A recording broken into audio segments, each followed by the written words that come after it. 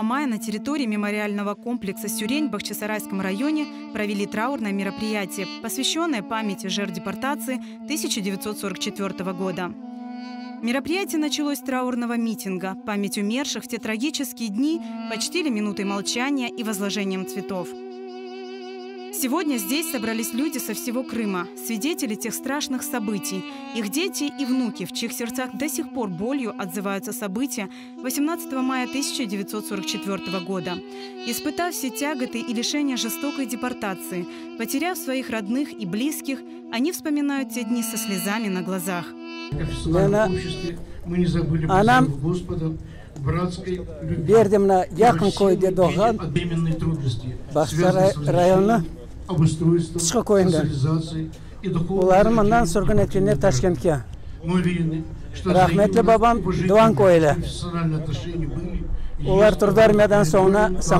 на пути построения крымского гражданского общества.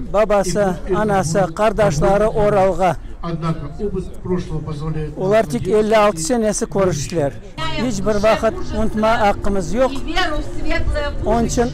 Өзіміз аңмақ керекміз.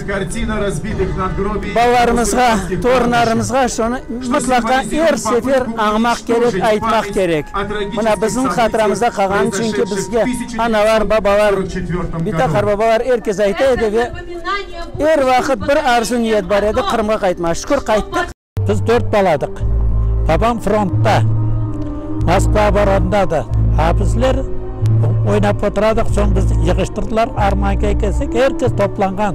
Ağlar, sızlar, картоплар енді күллемeye başlағанда болды. Bir tane sığırımız vardı, sığırı boşalt жібердік.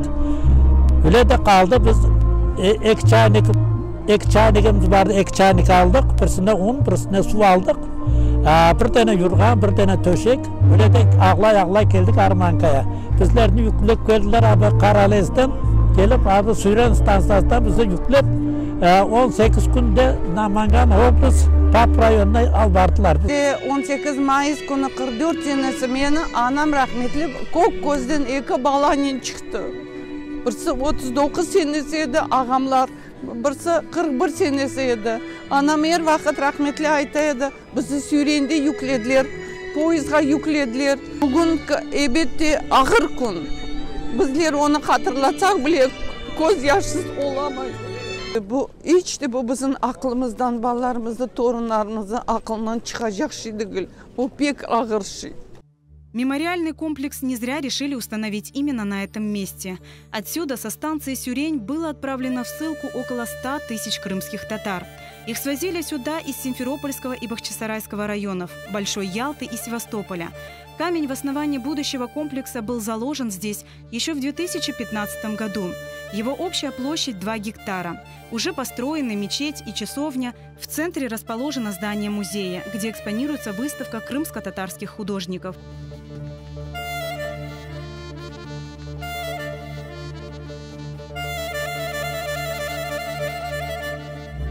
Один из центральных фрагментов мемориала – макет вагона. В таких вагонах в 1944-м весь крымско-татарский народ везли в далекую ссылку, оторвав от родины.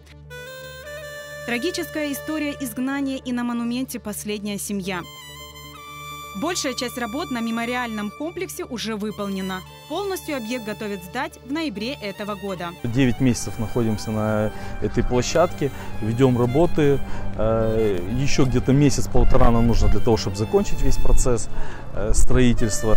Но очень старались, у нас контракт до конца года, мы очень старались к этой дате, 18 мая, чтобы объект презентовать, показать уже и провести здесь траурное вот это мероприятие. Очень важно было. Нам важно это все делать, не стоять в стороне.